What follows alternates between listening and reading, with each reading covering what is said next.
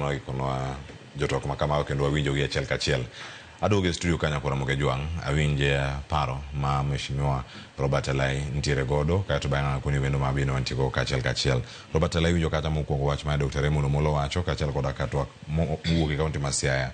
Wacho mokwongo ni ero ngima tek kendo weche mag somo bende bedo kod ng'ikruok moko manyalo bedo kar kanyo mano lose weche mag hidden fees ponono e skunde ko wacho kanyo jatend migawo mar omenda Wuok Mbadi wacho ni ka agulu ni nono to time ang'o iwuogo kuma rapisi magi jok mageno ber mondo mi obi mheshimiwa Sama Atandi bende oyudo puoch gi pak kama nitiere kar kanyo wacho kel pesa pacho otime yo machal nade. Aparo ni mana kaka ne wawacho ni jowa mang'eny okia kaka itiyo gi sirkal. And ing'e ni civic education be samoro wa forget ni onego tim civic education onego nyis jowa ber sirkal kata kaka ginyalo yudo opportunities e tiyo gi sirkal ma sama gin go. Kiwinjo gima nyawadwa mogik no wacho en ni okia ber moneno ka nikech winjo ni sani odhi chulo fees. To machacha nyocha en miscommunication manyocha ochakore gi gima kaka jasiasa nyocha wuoyo. Jasiasa samoro nyalo bedo ni nyocha ng'eyo mana kaka ne wawacho ni wasebedo siasa mar opposing. Wang'e political speak ma very convenient ma samoro en wacho adier. To adier ma nyocha wacho cha nyocha ok owacho e yo ma japiny mantie piny nyalo understand ko gima wacho. Gima nyocha wacho ni demand mar Kenya ka mondo CBC oti maber en 22,000 per learner. To sirkal sani allocate gima nyalo chopo mana 17,000. We have a gap of 5,000. This 5,000 ok nyocha wacho ni wa reduce free primary education. Nyocha wacho mana ni nitie gap moro kama nyaka wa fill my 5,000. To kaka nyocha package information ji owacho mana ni Mbadi dwa reduce ginene Mbadi wacho ni free primary education dibedo ended ni koro gini dibedo marach. Aparo ni en packaging of the information. Mara ariyo jotendwa mana kaka ne wawacho kendo ni jotendwa onego ng'e kaka tiyo gi sirkal onego gidhi ne jopiny to gi inform jopiny ni sani nitie opportunities mowuok e nianka. Sani nitie opportunities mowuok e gero chiche migero gi. Sani nitie opportunities mowuok e kata mana pur. Ere kaka in kaka japiny ka iriembo boda boda kata iloko e chiche gi ere kaka inyalo tiyo gi devolved units ka nitie gik moko miblame go national government to gin devolved function. Ere kaka inyalo tiyo kodgi mondo ensure ni ng'at mantie piny benefit.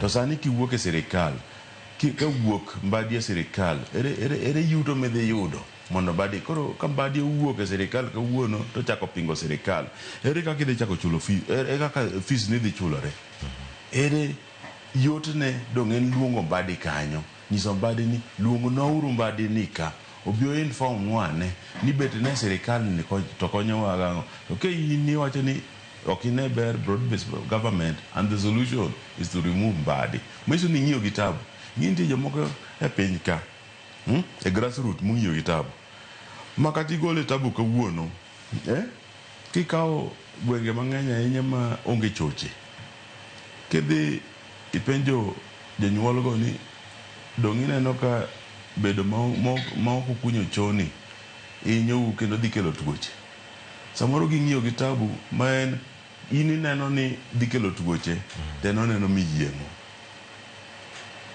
dhi oko ma nyithinda dhi oko kama nyiso ni giyieng' inti neno tuoche kane jakom gero ginene affordable the first affordable housing gi UN Habitat ma Kibiraka jok manomi utego nonyisgi ni udhi chulo utegi for 15 years kata 20 years kusechulogi ubabilo nochulo 3.5 million keto udhi chulo pesa mane to chulo e ute mabatika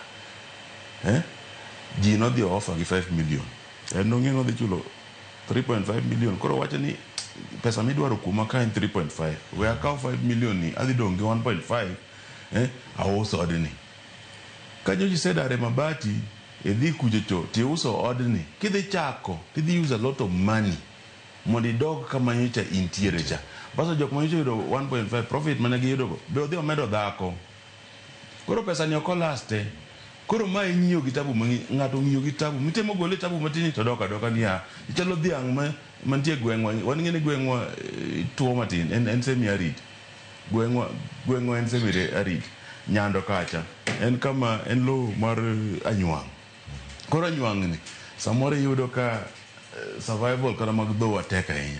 To kidwa golo then itere gwenge machalo manigi lum machalo Muron gini.